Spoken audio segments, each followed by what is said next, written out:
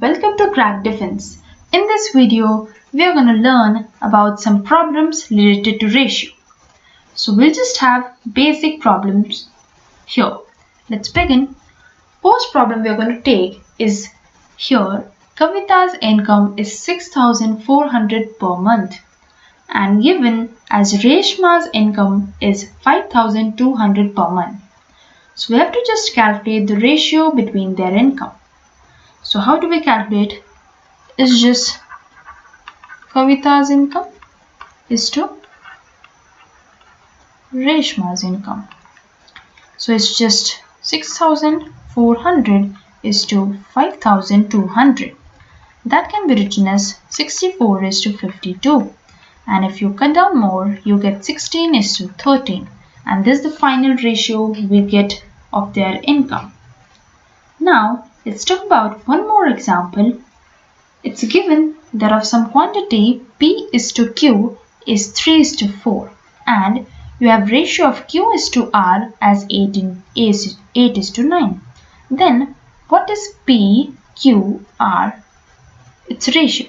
So what we have to do is if P is to Q is given as 3 is to 4 and here it's given Q is to R equal to 8 is to 9. So if you can see here, Q is common. So what we have to do to make the value of Q same, we can multiply here with some number.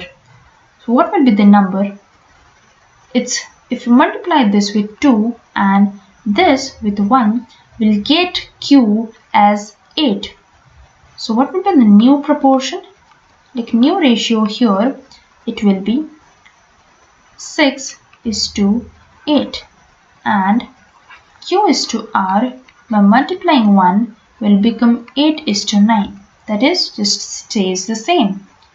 Now if we have to calculate P is to Q is to R ratio. So we'll have 6 is to 8 is to 9 here and this is the final ratio.